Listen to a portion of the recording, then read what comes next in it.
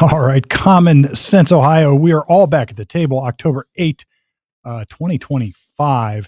Truckers on ice, driving on high street, sort of. Turns out getting high may impact your ability to drive. And domestic violence. Who'd have thought that? And domestic violence is on the rise. Those topics and much, much more here at Common Sense Ohio. Check us out, commonsenseohioshow.com. Since we're all back here, I think what I'll do is I'll go back to my this date in history. And it turns out on this date in history, the O'Leary cow kicked over the lantern, triggering one of the most famous fires. October 8, 1871, flames spark in the Chicago barn of Patrick and Catherine O'Leary, igniting a 2-day blaze that kills 200 to 300 people, destroys 17,450 buildings, leaves 100,000 people homeless, causes an estimated $2 million in damage in 1871 dollars. That's $4 billion today. Wow. Legend has it the cow kicked over the lantern in the O'Leary barn, and everybody knows what happens from there. A couple things about this, though, that I found sort of intriguing. First of all, there were other fires that day. The most deadly fire in history was in Wisconsin that same day, and that was called, let's pull that up, and it sort of got eclipsed. The massive Peshtigo fire burns in Wisconsin. That kicked off apparently in a sawmill. There was a lot of slash and burn type stuff, people claiming their territory, and that was the most deadly fire. 1,200 people. Oh my God, 1,200 people? Something like that, yeah. Wow. Same day. Wow. Oh my God. The other thing I found notable about the Chicago fires, I was reading about it. First of all, by the way, Miss O'Leary was finally exonerated by Chicago in 1997. She became a recluse after the fire and sort of died a lonely, miserable death. Well, hopefully the cow made some good hamburger too. If she died, wouldn't be around a while. If she died in 1997, that's a pretty good long life for her. So. But there's a bigger, as people might have figured out by now. I always look for a bigger message in these things, and there is a bigger message in these things because of this fire and because of all this adversity, travesty, and horrendous stuff that went on. Out of that sprang the brand new Chicago, built primarily of wooden structures before the fire. Chicago turned into a thriving metropolis afterwards because they redesigned the whole city, built the skyscrapers. The population, I think, increased almost by 50% afterwards. So it's funny what humans are capable of doing out of adversity. Yeah. And, by the way, folks, I'm not shy about my biblical faith. These are stories in the Bible, right? This is like at the other end of adversity is growth. Yeah, for sure. And not that anybody wants to encourage adversity, but maybe there's a bigger purpose as you're going through these things. To keep your eye on that ball and know that you'll get through it. But I'm sure building codes changed and all kinds of things. Yeah, lots of stuff happened as a result. But that was the fire. So hopefully as we experience our metaphorical fires in this day and age with all this conflict and all this horrendous stuff going on and the killing and the shooting, we look for a bigger purpose that maybe there's some growth at the end of it that is good for all. But anyway, that is my 2 cents. Well, and to your point, we may not see it in our lifetime either. Yeah, we don't. Right. Sometimes we don't, and we expect results. It's like, okay, this happened, and something's got to change, or something has to come from it. We may not see it. We may not see it. It's interesting. I think the apostles thought that the end of days were going to happen when they were still alive. Right. Mm-hmm. Christ was going to return when they were still alive. Right. And every generation has thought the same thing. Now, that's true. You atheists out there would say that's because it's not going to happen. But we would say something different. Right. We would say, look, it's all in due time, and a drop of time. Or that 2,000 years in our time seems like an eternity, but in the big picture, it's a drop in the bucket. Yeah. It's a second. It's like that. There is no time in the universe from that perspective. So you're right, Brett. I think we may not see what's happening here, but ultimately there will be something good that comes of it, I think. Well, what was I'm sorry, I can't keep her name straight. The lady with a cow again, Miss O'Leary. O'Leary, Mrs. O'Leary. So she never got to see the final outcome either because she wasn't cleared till 1997, you said? Right. So, she died, under that, the thought out there, popular thought that it was her to blame for all of this. Yeah. And it really wasn't. It wasn't. And look, it's also interesting to note dry weather and an abundance of wooden buildings, streets, and sidewalks. So they had wooden sidewalks, right? So it's a tinderbox. Right. Made Chicago vulnerable to fire. The city averaged 2 fires per day in 1870. Yeah. There were 20 fires throughout Chicago the week before the Great Fire of 1870. Wow. So this was commonplace. Something had to happen. It was a matter of time. Like we all knew it. just a matter of time. Yeah. But what are we doing? Yeah. And one more little analogy. After World War, my dad used to host exchange professors and students, and I got to talking to a guy one time. This is back in probably maybe the early 2000s, and it was right at sort of the emergence of cell phones. And he was visiting the United States, and he says, "Your infrastructure here sucks. You guys suck.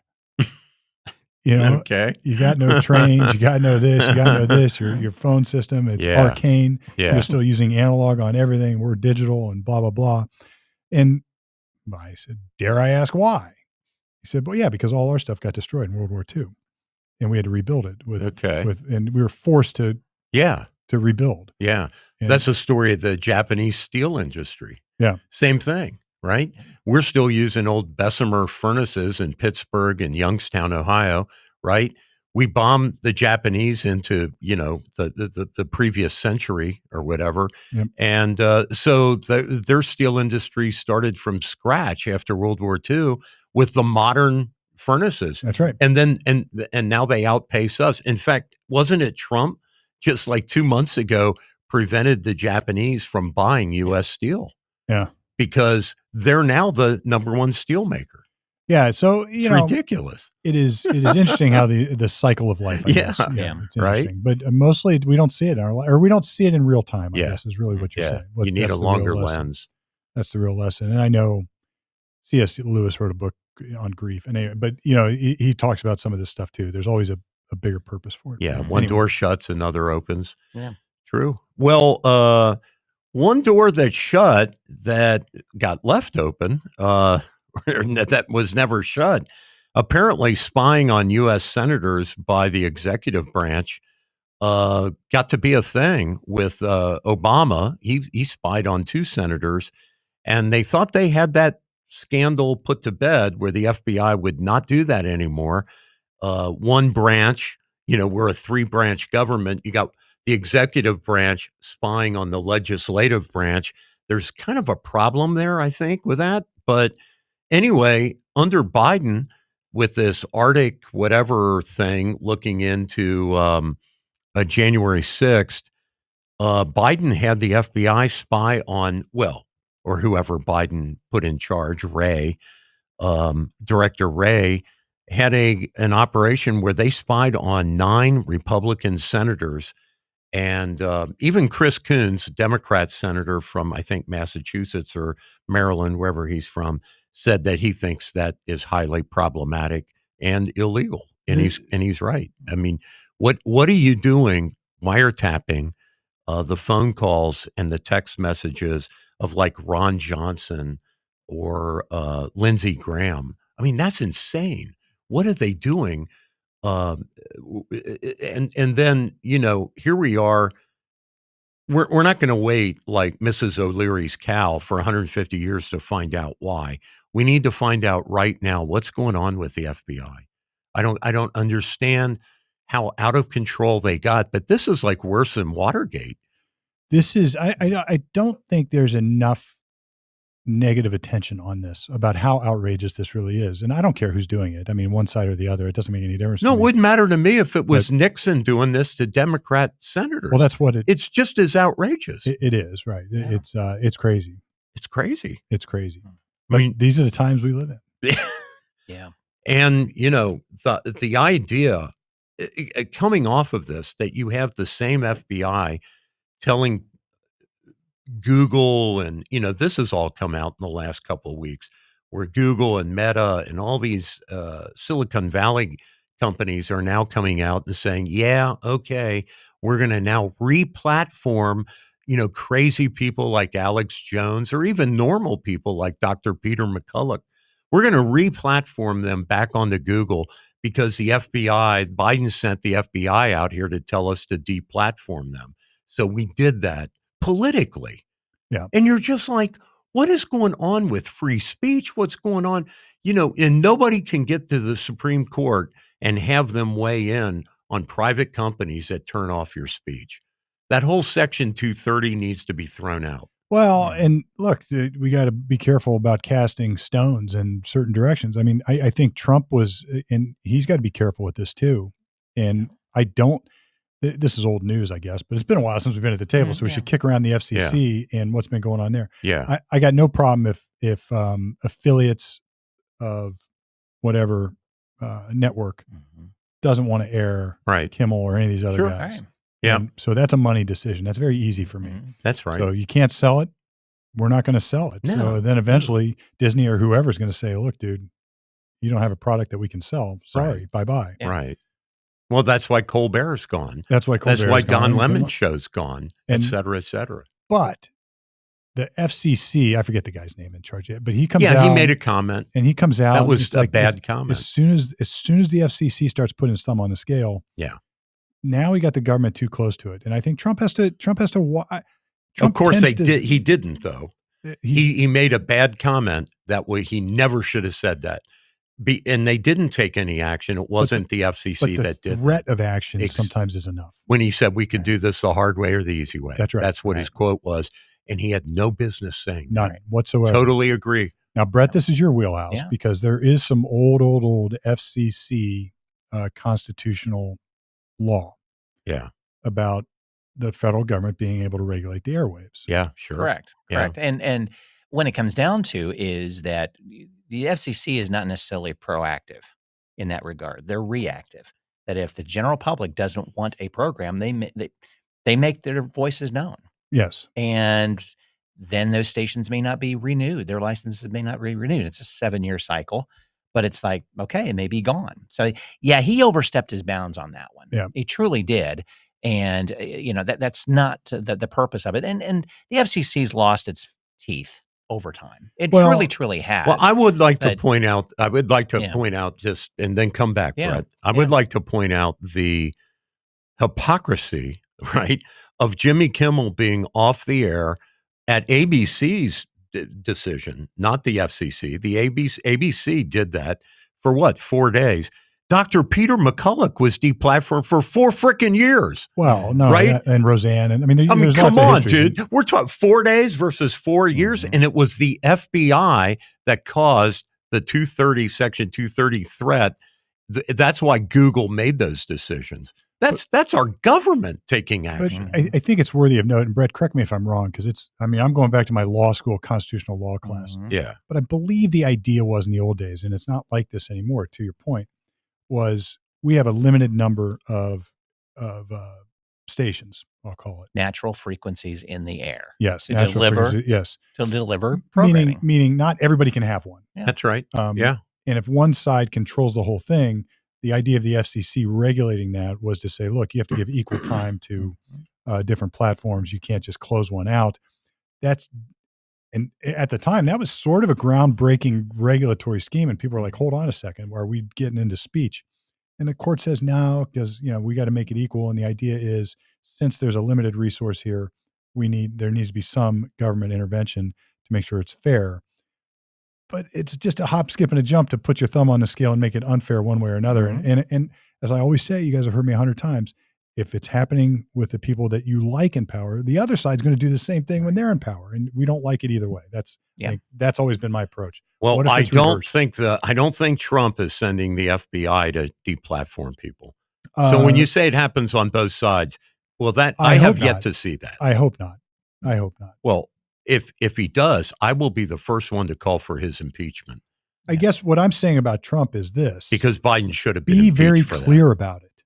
Say, look, we're not going to do this. He sort of famously did this with Hillary, and I'm making a shapeshift here, but he sort of famously, he goes, I'm going to throw her in jail. Remember the comment at the debate?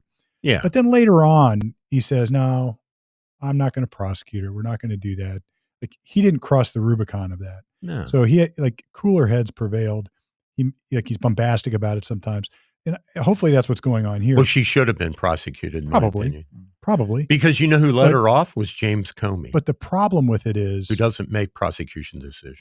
And Trump understood the optics of that weren't good. And we didn't want to get to a spot where our political rivals are prosecuting each other. Yeah. And then although they did that to him. To your point, that's exactly what they did to him. Exactly right. So now it's like turnabout's fair play. And we've just got this ratcheting problem. Somebody's got to stop it. Mm-hmm. Somebody's got to stop it. Now you could easily make an argument, prosecute all these bastards. I get it. Find a line, make a definition of who gets prosecuted and who doesn't, Yeah. and then go on. And I've suggested, look, if you're going to prosecute the other side for some sort of tax fraud for listing two primary residences, then look at everybody's. And, just pick, if you were going to say, look, we're going to prosecute this crime now, go through Congress and pick them all, guys on your side, guys on the other side, Right. whoever it is, Yeah. and do it evenly, but don't target people because they're against you and only prosecute them. Right. Now you got Comey and these other people who committed legitimate Who's crimes. being arraigned today, by the way. Is he? Yeah. Yeah. So we'll see. I got to see what the evidence is, but it's old. It looks like retribution. So you can have two things at once. You could have retribution and you could have a legitimate crime. Yeah.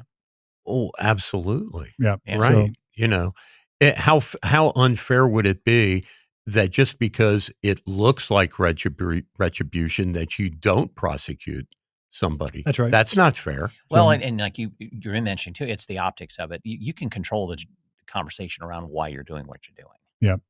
But you can, but you can't. And let me pull back on that because good.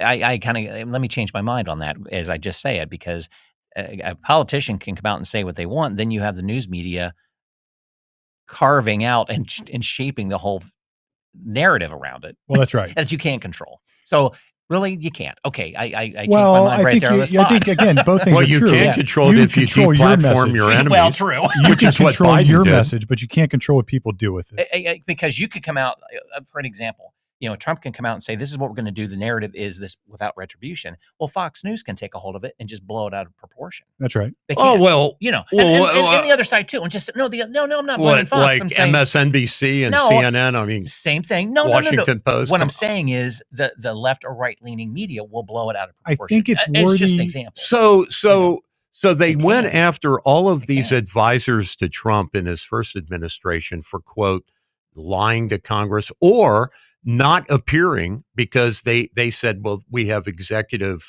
immunity. Privilege, And they threw people like Peter Navarro and Steve That's Bannon into frickin' prison. Into prison. That's right. And that was groundbreaking at the time. Yeah. Yeah. So, hey, Mr. Comey, enjoy your time defending your ass. Right. This is what turnabout's You fair lied play. to Ted Cruz when he was interviewing you on in a Senate hearing. Here we go. Let's Right. So rock the and argument's roll. going to be turnabout's fair Yeah. play. Yeah. And Is look, it retribution? I don't care if it is. Like I said, it can be both. Yeah, Yeah. because it could Oh, be sure. both. It can be And both. I don't really care if it's right. You call it whatever you want. Except this. If you're going, and I think you fix the optics. The only way to fix the optics of it, if you want to fix the optics, Yeah. is you don't just have to prosecute the crime, not the person. So Yeah. if other people are doing the same thing, Right. well, then you're going to end up in a situation where you have something called constitutionally, it's called selective prosecution. So multiple people do the same thing. You're going to target one person and not everybody else Right. that are similarly situated. Right. We have to be careful of that. Right. You have to I be agree. careful of that. I totally agree with that. So if I don't somebody, like I that. said, Yeah. I'd love to know how many members of Congress have fudged their primary residence, because it's like that's the Fertile Crescent, because they all have two residents. Right, They all have two right, residents. So right. The The best one is Letitia James, that the very prosecutor in New York who went after Trump, for allegedly misstating the value of his real estate. yeah, let he without Yeah, sin did the cast the same first exact stone. thing Exactly. on her vacation Right, property. right. So anyway, so guys, a little bit about the government shutdown.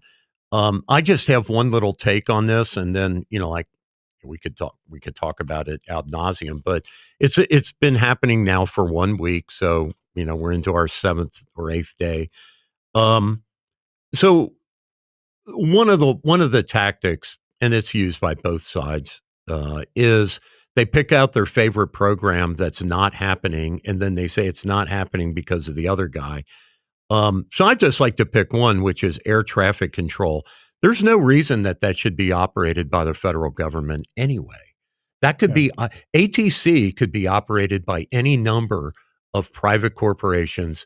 And there's and then none of this would be happening. Your ticket fee that you pay, Delta or United or whatever, part of your ticket would just be to underwrite the cost of the ATC system. Well, yeah. I mean, look, and then- there's an argument to be made that it Yeah. would be done better. It is right. more Yeah. efficiently, more effectively. That's And let them bid on it periodically. If somebody sucks, then you replace them. Yeah, just because we're comfortable with a certain scenario that the government's always been part of air traffic control, it's like, oh, if we let it go, planes will just drop out of the sky. That's not necessarily back true. to our theme of the day. So they all get fired. Well, look, if air traffic control goes away, what replaces it? And like you said, is it going to be worse or is it going to be better? Let's find out. We may find out. Well, I'm sure there's research out there showing one way or the other. It probably, somebody's looked into this. The union lobby is a powerful one. The old saw is, well, it took the federal government to prosecute World War II or put a man on the moon. Well, actually, other than drafting soldiers, those were all private corporations that built all that material, that built the cannons and the tanks and the airplanes. That's right. So give me a break. And the difference is, anybody who studies World War II will know this, is that, and Stephen Ambrose wrote a book called Citizen Soldiers making this point. It's not my point, but it's like, we won that war because of the might of our private industrial complex. Arsenal of democracy. And because of the flexibility, wit, and capabilities of our individual citizens, soldiers, who are not always acting like the Germans were on strict protocols. Yeah. So because they came off of farms, they weren't Prussians that got put into the German army at age 17 and then were there for the next 40 years. And we didn't have a command structure that would have forbade us from waking up Hitler. Yeah. On D-Day because he was sleeping, or moving troops out of Pas-de-Calais to go defend Normandy. I mean, it's like we would get FDR out of the hot tub in Hot Springs, Arkansas. That's right. At the drop of a hat to make a decision. Yeah. Well, he wouldn't even be part of the decision, perhaps. It would have been done on the ground. Standing orders. That was the point. It would have been done with boots on the ground. Yeah. Guys, now there was a lot of, there's a lot of Army nonsense that was going on too. Sure. Right. Attack. We don't care. Attack. We don't care. And the soldiers are like, this is lunacy. Right. But anyway, the point is that we have a citizen population of free people. Yeah. Who freedom gives you flexibility and you get wit. Lots of mistakes by the U.S. Army, including they had the Japanese coming in to bomb Pearl Harbor on radar. They had it hours ahead of time on radar, the U.S. Army, and they said, it's probably just B-17. Yeah, I mean, let it go. Why would Japan bomb Pearl Harbor? Gee, we got this radar system on top of this mountain in Hawaii, and it says they're coming in, and it's state-of-the-art, super secret system. Let's just ignore that data. So yes, we made our share of mistakes. All right, you want to talk about weed? Yeah, so we'll talk about weed, and then let's talk about this Oklahoma ICE operation. Well, we said ICE the weed is sort of the event, so let's talk. We can do ICE first. That's fine. Okay, so over the course of 3 days, September 22nd to the 25th, on I-40, just east of the Texas-Oklahoma border on I-40,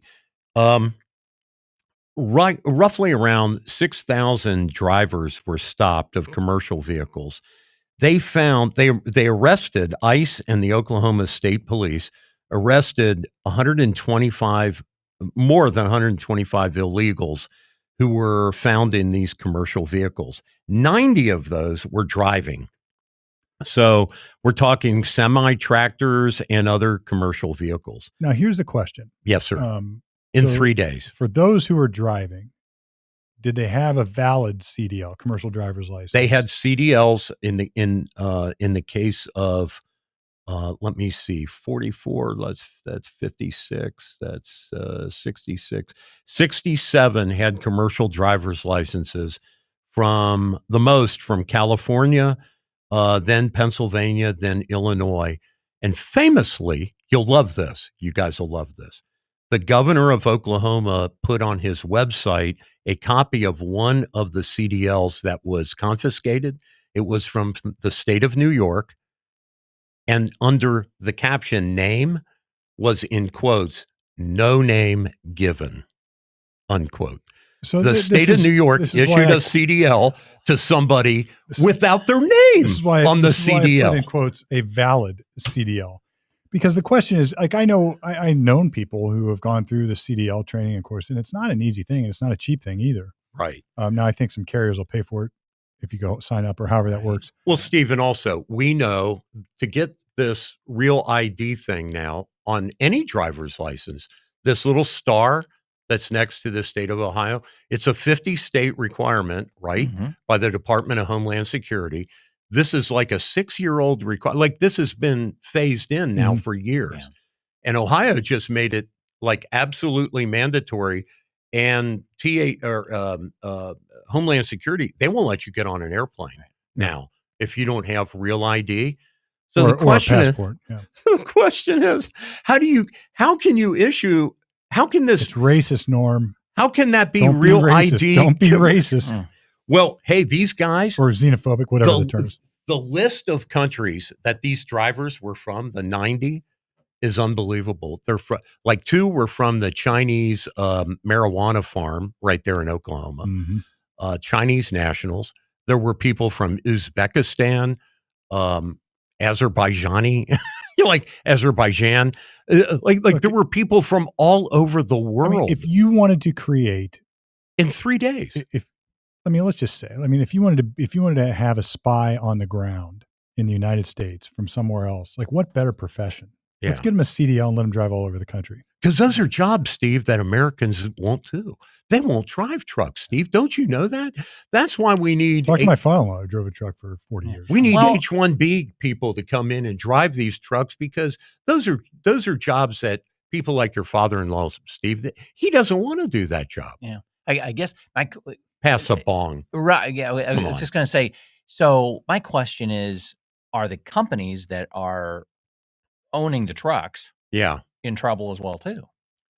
It's a good question. So what do they know and when did they know it? It's the classic. Exactly. And then the genesis of like, why are so many of these people driving trucks?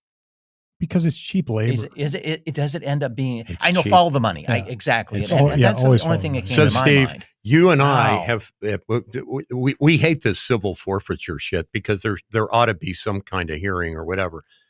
But I would say in this case, when it comes to illegals operating commercial vehicles, and we saw one, North Carolina wasn't, or Florida, where the guy, he killed a whole family because he California, it's happened. Did a U-turn in the middle of a highway. Well, so then, civil forfeiture, you have language requirements. So just because you can pass a CDL, like how can you pass a CDL with a foreign? But to Brett's point, take that freaking truck away from that company. Exactly. Well, that company paid. Now the insurance paid anyway, but they didn't. I mean, when these cops, I got you. So, you know what I'm saying? So take the truck. Here's what's interesting. That'll stop I wonder. So this is what lawyers think about it. If you don't like this, don't go to law school. Like you start thinking about this crap. Right. If I own a company, have commercial trucks. Yeah. Say I have a fleet of them, however many. Yeah. I have something called fleet insurance, meaning I have an insurance carrier that supplies insurance for my company. And I've represented enough truck drivers to know that if you get a couple dings on your driving record, like speeding tickets or even things, there's like the administrative stuff and the traffic stuff. Yeah. The administrative stuff, if you're just in an incident that didn't even rise to an offense, those create dings on your traffic record. So a couple of things I'm thinking about. If I'm employing unlawful or illegal aliens who aren't necessarily qualified, who can't I wonder then if an accident like the ones we're talking about, insurance will cover it, because that's the kind of crap that blows your fleet insurance. So they say, well, wait a minute, you didn't have a legal driver in the seat of that truck. I'm not going to cover this accident. And that will effectively put those companies out of business then. Yeah. Or is there even a third party? So here's an example. I'm going to get into a personal situation here, not personal, but so we have this delivery made last week. And it's just a delivery of whatever it was to our home. The guy jumps out of his car, pulls in our driveway, pulls out, goes to the front porch to drop off whatever he was going to drop off on our front porch. He forgot to put it in park. Drives right into our garage door. Wow. He goes Amazon or something. It was a subcontract of a delivery of that last mile type of logistics company. Right. So, like an Uber guy or something. So luckily we don't have a ring or any of those things. So luckily the neighbor across the street caught the moment that it happened. So did they leave? Yeah. Oh yeah. No notes, no nothing. Yeah. Of course. So the whole process, and this goes back to what we're talking about here, is the whole process is I get a hold of the last mile delivery company that's on the box. I'm not going to name it because it's not a big deal. It's not, but it's not Amazon though. They subcontract with another company that subcontracts with other drivers. Mhm. It's like so damn layered. And Sure. I wonder if it's the same way with this. Sure. It's these It could drivers be. are just they're For hire. they're insured and Yeah. bonded on their own. Mm. So the companies are Well, untouchable. you have the I wonder. like OIDA, the independent operators. Yeah. And then you have people Yeah. that employ people directly. So I don't know if these are independent Right, operators, right. if We they're don't know. subcontractors, whatever it is. Wow. Look, the point Whatever it it's is, pretty gotten out of common. control. Yeah, Yeah, in exactly. 3 days, Exactly. they arrested 125 plus people, and 90 of them are illegals operating the vehicles. Yeah. In 3 days, man. Yeah. Phew. You wonder, like, if they did it for a year, And I heard, multiply that by what, 110%? I don't know. It would be off the hook. It'd be like 1,000 or and I heard 9,000. I heard, I don't know what the study was or what the stat was, or even where I heard, I can't remember. So don't hold me to it. But it's something like, look, the job market is shifted here where there are more jobs than there are people that will do the job. So apparently the deportations are starting. One would say a good hypothesis would be there are fewer workers because of the deportations. And, you would say, well, that's bad. Or you could say, well, good, because now we can start filling in those jobs and paying real wages. And paying real wages, right. So because your father-in-law, I'm sure, could also, if he was here, he'd tell us these truck drivers are underpaid. He goes terribly underpaid. Bananas when he watches some of these guys driving. Yeah. And he's commented on this over the years. Yeah. About how these guys are not qualified to do the they're job. not. And he's the old school guy that if he still does this when we load up our pickup truck. We'll stop at the first stoplight and nobody else is around. He'll get out and do a walk around to make sure all the straps are still secure. Yeah. And I'm like, dude, we got to hit the. He's like, no. Safety. Like, everything is like That's that. right. Yeah. And I don't think these modern guys are like that. They used to call professional truckers the kings of the road because they really were super safe in terms of like assured clear distance. Yep. They were way back from the cars in front of them. And now they steal your distance. That's right. Oh, I was cut off twice yesterday. They're unreal. In the rain. I'm like, this is lunacy. What are you doing? Yeah. You cannot stop this vehicle, dude. Yeah. No. You're going to wipe out 10 or 12 people. Well, speaking of marijuana, these trucks are picking and delivering marijuana, but there's also a local marijuana problem. Yeah. So maybe the American College of Surgeons decided to study what's in the bloodstream of people who were killed or caused deaths on the highways in vehicle accidents. And they picked Montgomery County, which includes Dayton, Ohio. So it's a major county. They picked that county, got their statistics, and determined in this study that came out this week that 42% of KIA or traffic deaths in Montgomery County, Ohio, featured THC in the system of the drivers. Yeah, but this is we have to be careful with this stat. It's sort of like when people say there are X number of alcohol-related crashes, and then you would have to say, what is alcohol-related? And it turns out alcohol-related could be, this is going way back, but I remember alcohol in the study, alcohol-related could be, you just went to the grocery store and you've got a 12-pack of beer in the trunk. They're not saying THC caused it.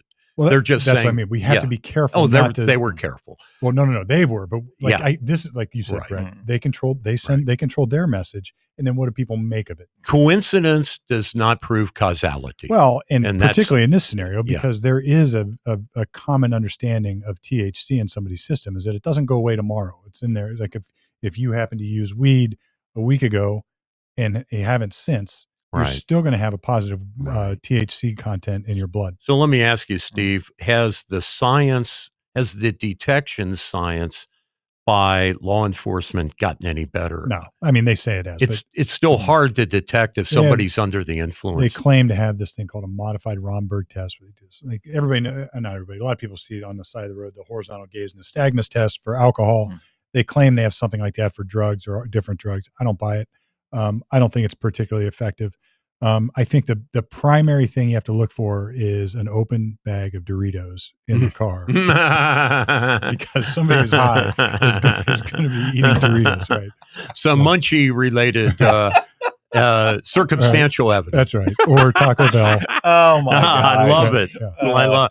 Well, I guess it's concerning, and it's not to me, it's not shocking when you legalize recreational marijuana, and it's still it's still classed federally, right? It's still like fentanyl. It's still a scheduled drug. Cocaine. I mean, you can't have it legally federally, but everybody's got it. And everybody's got it now, I, and looking the other way, and look, it's from what I understand, it's a lot more powerful than it ever has been, and they're starting to really zero in on the science. So there are pros and cons of it.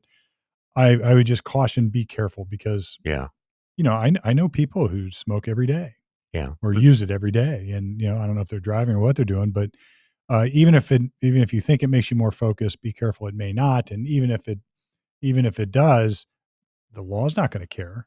So, Steve, you raise an excellent point that was in that report. The lady giving the report noted that back in like the 60s, if you smoked a joint or ate a brownie, it was maybe 7% amount of THC. And she's saying now some of these vapes are over 90%. Well, you can dial in what you want. You can get little pills that say this is X%. I don't know how it works, but I've seen them. I mean, apparently it's like you're saying, it's really potent. Yeah, it's potent stuff. And people may be getting, over their head, not so to speak, without really knowing how effective medically, I'll say, it is. And I think like a lot of drugs, alcohol being one of them. I stopped drinking alcohol a decade ago, and once you're done with it, you realize you don't really need it. We don't. Do we really need? And this is a different argument than saying it should be legal or not legal. Sure, right. Sure. But we have to all choose now what drugs we're going to use. Right. Do we really need it? Do we really need golfing, for example? Yeah. I hate golfing, so I'll go with my sons. But there's a lot of things in life that should be legal and should be out there, like golf. Well, golf like isn't marijuana, quite the same, because golf doesn't make you drunk or intoxicated or high. But marijuana, you just can't tell me it doesn't change your brain chemistry in some way. Oh, sure. It has to, and then you become dependent upon it, like anything else. Yeah. And so, look, you can choose to use it. You can choose not to use it. Yeah. It's just like coffee. Right. Honestly, I mean, I'm never giving it up. It's an irritant stimulant, but I'll bet a ton of accidents have been caused by coffee. Well, I'll drinking. Guarantee it. Guarantee it for sure. For sure. Yeah, exactly. Yeah. But if I stop, this too, you're going to get a headache. You're going to get a headache. There's withdrawal. Because of road raging. I mean, you can imagine some guy all jacked up on. Well, now they're caffeine. They're energy drinks. They're energy drinks. Well, I call them caffeine drinks. And let's go to the THC route. Now you're seeing THC introduced into alcohol. Oh yeah. They have THC drinks. When I was in Canada, I haven't. Now you're mixing. It's like, have you seen that? Is that in the U.S. yet? Yeah, it is. Yeah. Okay. Yeah. Up in Canada, they were serving that at the bar, and I'm like, what are you talking about THC? Exactly. There are drinks that aren't alcohol that are just THC. Wow. And then there are drinks that are, I don't know if they have alcohol but I remember a study somewhere in college when we were getting educated about the horrible nature of alcohol and drugs. But there was somebody that says when you drink alcohol and smoke THC or smoke marijuana, it does something that makes the alcohol intoxication worse. I can't remember what the physiological response was, but there was some connection. Yeah, and I don't know the benefits of or why they're doing it. I have no other. I don't know. I remember when they started putting Red Bull in vodka, and I was like, "What are people doing?" Oh yeah, that's crazy. Yeah, that exactly. is. I'm tired. No, I'm not. Exactly. Well, talk about hitting the schizophrenia going on in your head. Yeah. Well, guys, another Ohio study that came out. This was the Ohio Domestic Violence Network, which I think is a nonprofit here in Ohio. They came out with this. They worked with the FBI and I guess the Ohio OBC or whatever it is, OBI. They worked with federal and state statistics people in the domestic violence area, and have come out with 157 domestic violence deaths in the last fiscal year, which ended June the 30th. Which compares to the previous year of 114. So they're noting a 38% increase in domestic violence deaths. 80 of the 157, so roughly half, were murder-suicides which involved more than just the one like killing your wife. This was like killing the wife and 3 kids. Look, I mean, this is not to say that they're wrong, but I always have to ask when I hear these studies, how are we defining domestic violence today, and how is it defined in the past? Yeah, because a murder-suicide in 10 years ago may not have been called a domestic violence incident. It might have just been called a murder-suicide. Well, they're using whatever FBI classification, and so. as I like to say this sort of facetiously, it's like the government will find as much fraud as it wants.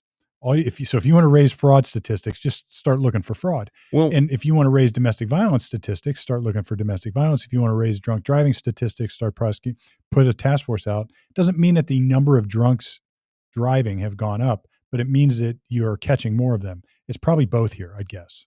I don't know enough about if they use the same standard this year as they did the previous year, but if you assume that they did, which that is an assumption, which, to your point, that ought to be clarified, did they use the same criteria? But if we can get past that,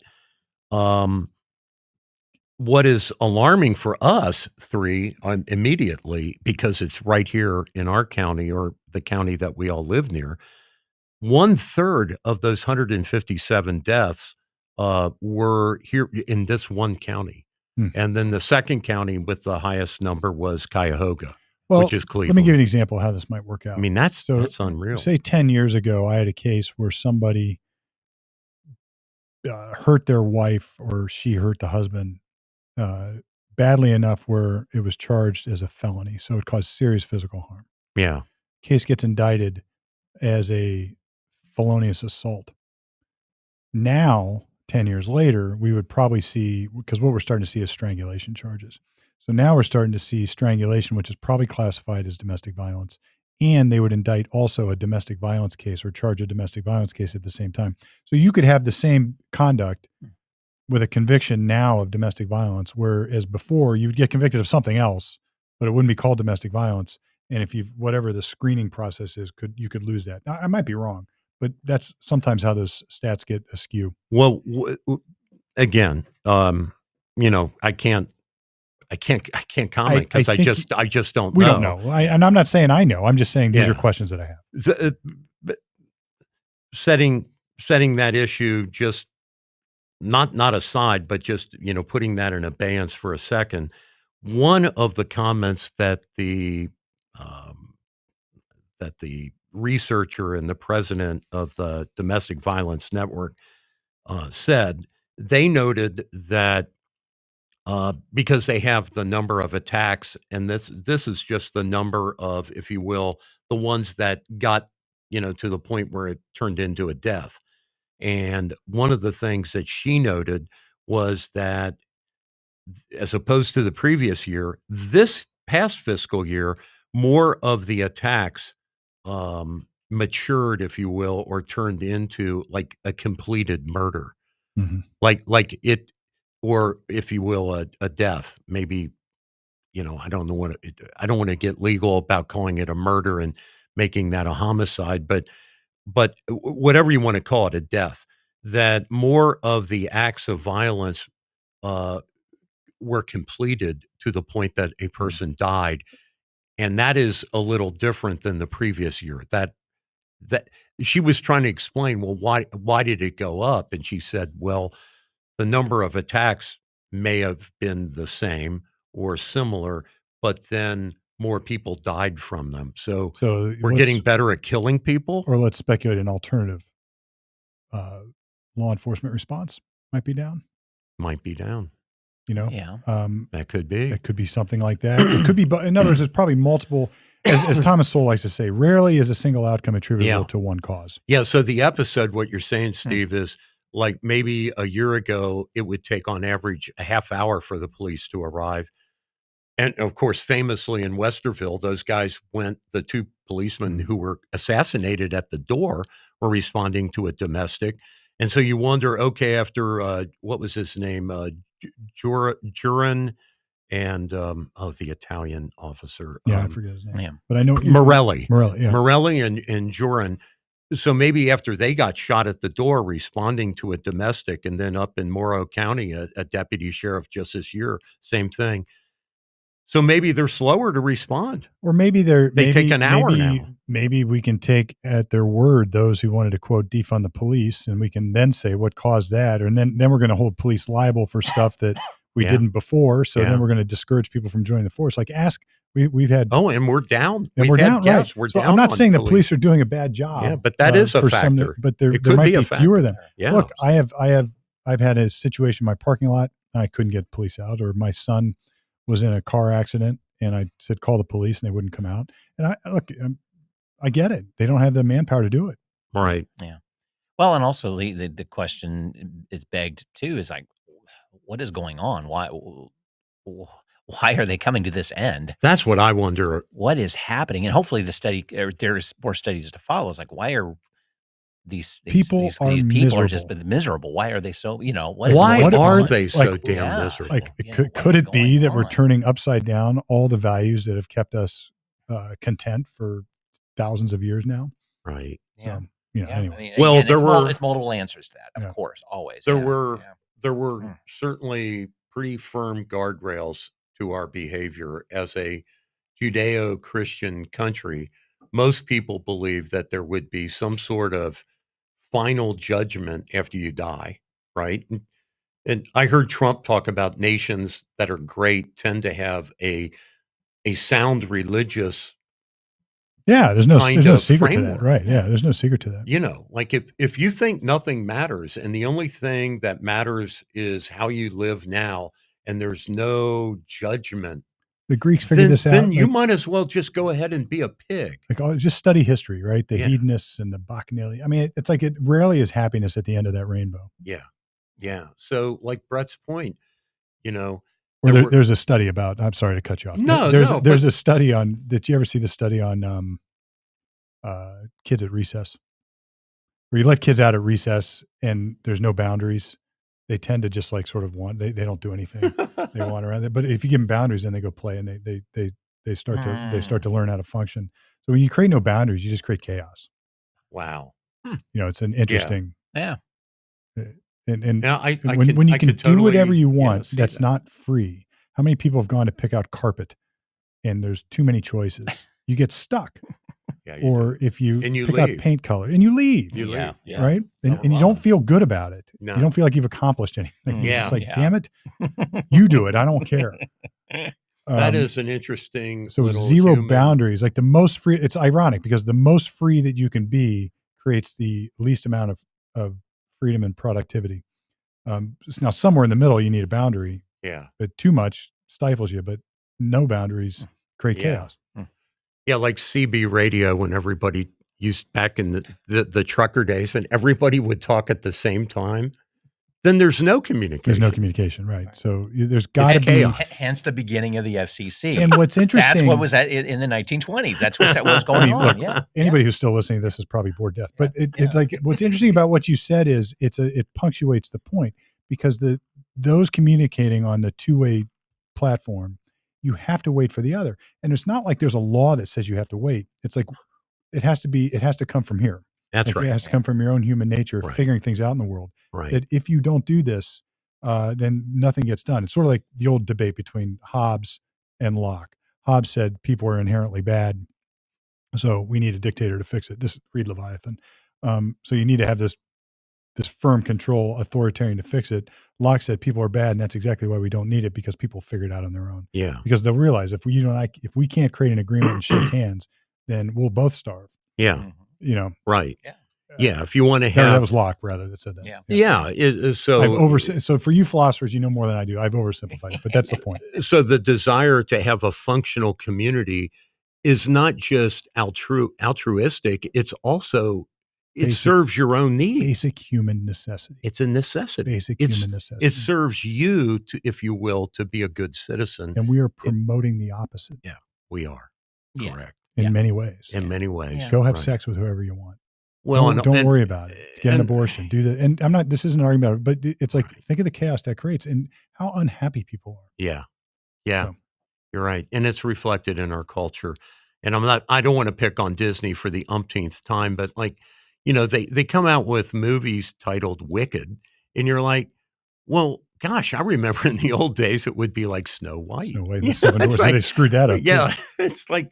it's like now the worst possible aspects of a character are kind of used to market to people, even if the message at the end of the day is a nice message. It's kind of sad that it's become that way. But it seems like people are really interested in the dark side of things these days. And to Brett's point, maybe some of this depression and stuff is what's driving the violence. Yeah, exactly. Mm. Well, speaking of violence, I was thinking of this. I don't know what you think, Steve, because I definitely agree that the posse comitatus restrictions against the military being used against the civilian population is one of the fundamental federal protections that we should, uphold and proceed with caution. Proceed with caution. However, when you look at the streets of Chicago and Portland this past week, I think there is a case to be made that not only do you deploy National Guard for protecting federal personnel and federal property, but I'm starting to think a case could be made about insurrection in those cities. Yeah, well, look, let's first talk about Posse Comitatus Act in the United States. It was codified in 18 U.S.C. 1385. Rutherford B. Hayes signed it in. It's been a while. Okay. But it basically limits the federal military personnel. It limits the use of federal military personnel to enforce domestic laws by the federal government or other government entities such as county sheriffs, et cetera. And the idea was, look, we have home rule. We have we call this federalism. Or the state has its inherent police power to deal with this stuff. And what we're getting at now is, all right, what do we do when the states won't do it? And what chaos does that cause? Right. I think there are two workarounds, and we're seeing both. One is when the federal facilities are the threat or are in danger, and jeopardy. personnel. And personnel, right. And personnel. So if ICE is federal, there's a decent argument you can bring in federal authority to deal with that. Yeah. Or if the federal government building, our courthouse, is in jeopardy or under attack, then you can bring in troops to do that. And the Dems sort of did that, I guess, on some level in DC. DC is different, but when they surrounded the Congress for how many months? So, and then the other exception would be when the states ask for it. Right. And, I think Trump would do very well to start, and I think he has, to go to the red states, say, look, you want some help in some of your cities? And sure. And show what it can do. Well, we just talked about Oklahoma, for example. Yeah, that's right. Yeah. So show what it can do. But I proceed with caution here because I hate the idea of federal troops on the ground in local cities. And it just, once you cross that bridge, it's difficult, I think, to back that up. Let me bring up a precedent that you may go, aha. I don't mean Steve. I'm not being personal here, but maybe our viewers. This one did not exactly occur to me until I dug into this issue a little bit deeper. So when JFK sent in, when he federalized the National Guard so that the students could attend college at the University of Alabama. Mm-hmm. You remember George Wallace, right? Was the governor of Alabama. So we don't need you down here. We got this under control. We don't need all y'alls down here in Bama. So, he stood at the doorway and said, those kids are not coming into the University of Alabama. And JFK said, well, they sure as shit are. I'm nationalizing the Alabama National Guard. Mm-hmm. I'm federalizing them. And that was to protect the civil rights of those black college students like James Meredith. There would have been an argument that directly conflicted with Posse Comitatus, and it would have been a legitimate argument, but nobody cared because it was for a good cause. Well, actually, JFK, so in the legalities that his brother RFK Sr. and JFK as president, in their order to that National Guard, they called it an insurrection. Mm-hmm. I just want you to know that. No, they used the word insurrection. They defined the criteria that would have triggered the ability to act. So is Governor Pritzker, when he and Brandon up there, the mayor, when they tell the feds, we will not send in the police to back you up, is that not an insurrection? This is the legal stuff I geek out on, because eventually this will matriculate up to the U.S. Supreme Court, and they're going to define what insurrection is, and this is common law. So, let me throw some gas on the fire. Okay. So those were, I believe it was a quantity of 5 black students that wanted to go to the University of Alabama. So that was for the benefit of the civil rights, legitimate civil rights of those 5 students, putative students that were going to go to Alabama. Okay. There have been 5,000 people who have died in Chicago by crime since Brandon, the mayor of Chicago, has taken office.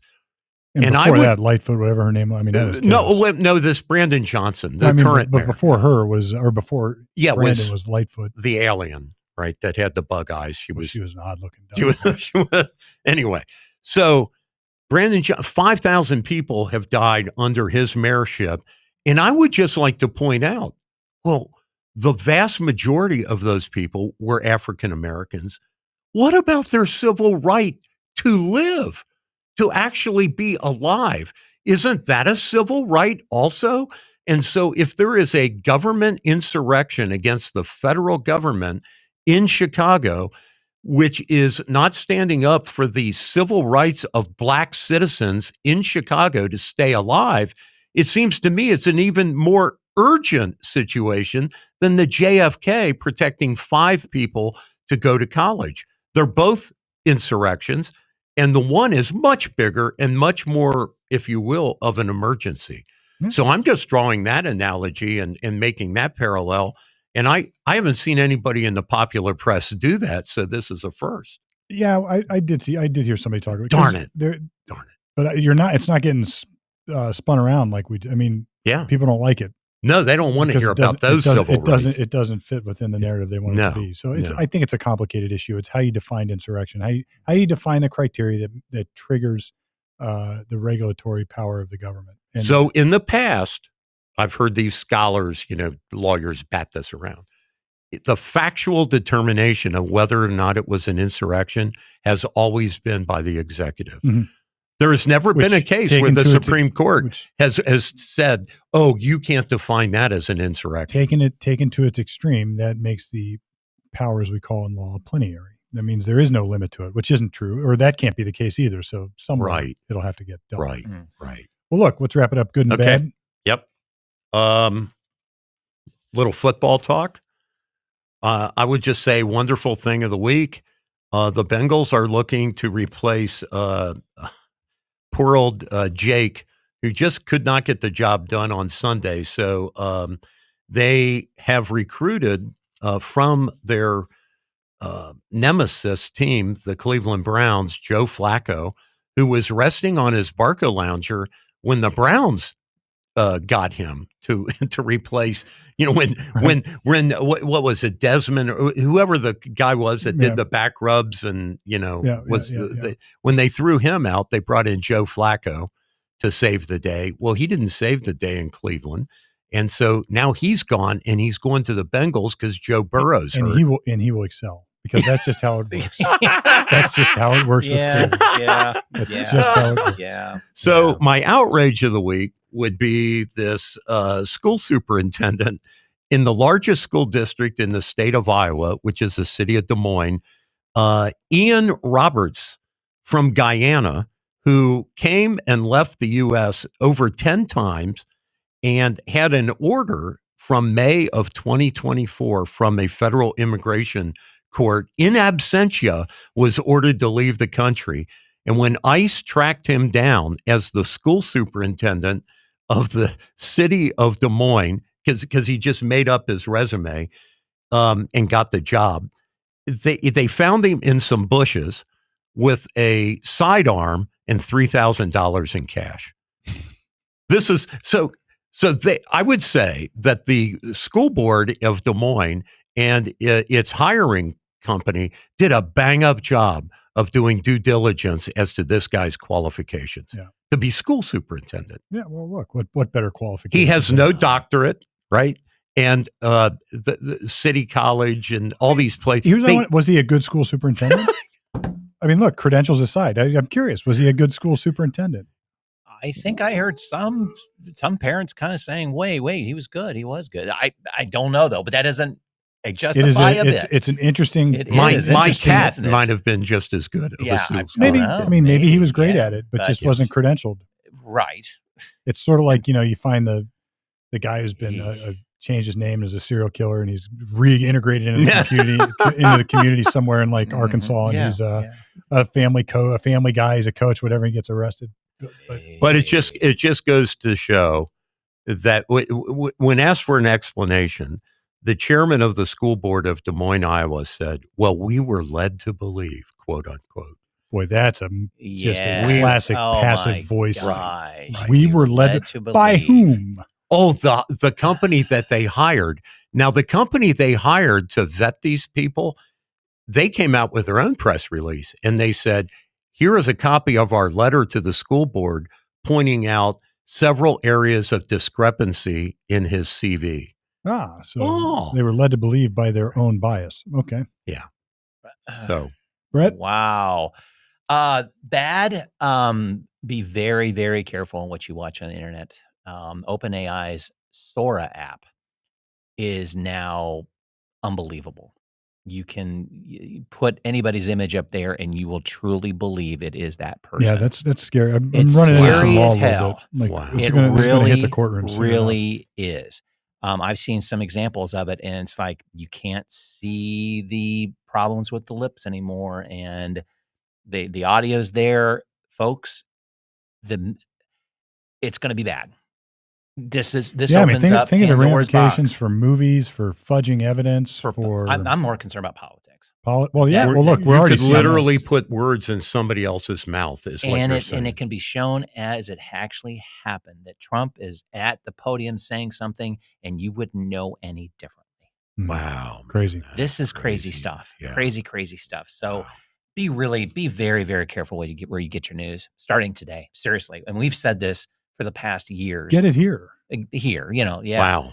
Good news for me. Rush is back on the road. That's my personal. Love it. They're back for another year. I'm getting tickets. Is the lead singer still the lead singer? Yeah. Getty's still there. Alex still there. Oh my God. Neil Peart died, right? Though they have a new drummer. They have a new drummer. She's rocking it. She's good. She's really good. So so they end. It'll be a 17-date tour. They ended in Cleveland next September. You know what, though? What is replacing them? Like I had this thought recently about these old guys still touring. We don't have rock and roll anymore. We have like Taylor Swift, which is like it's more like a Disney show to me. Yeah. Right. Yeah. I think the Who, aren't they doing their final tour? Right. Because they're good. Yeah. I guess Alex Lifeson had a dinner or something like that, or to bring it into Paul McCartney. Paul McCartney encouraged them. Go tour. You should be touring. Why aren't you? Yeah, do it. So because nobody's replaced this generation. That was a piece of let's go out, and they'll have apparently what's exciting me is they'll have a really good memorial for Neil at each performance. Which to me that I just fell in love with them because of Neil. So I was a drummer in high school and just loved what they do. But anyway, I'm excited. So I think it's great. All right. Well, I got nothing good nor bad. I got something good. I'm glad to be back. I'm glad the table's full again. So hopefully ongoing. Steve, just one thing. I can't let this Rush thing go by. Just one thing. I hope Getty wears boxers instead of briefs, because that screechy high voice thing. That's the whole reason I'm not a Rush fan. Oh. Any other lead singer could have made that band even mega bigger. I've never been a Rush fan. That super high screechy stuff. It's like I never was a big Rush. I appreciate the music. Salesman. I appreciate the lyrics. I appreciate what they do. But it's never really. And that's to each his own. And that's just my God. Yeah. So, he was 2 octaves too high for me. Anyway. Sorry, Steve. All right. Well, with that, we're going to wrap it up. Comment@senseohioshow.com. If you got a comment, you got a question, you got something you want us to cover, you can send us a note right at comment@senseohioshow.com or leave it in the comments and we will get to it. We are here each and every day coming at you right from the middle.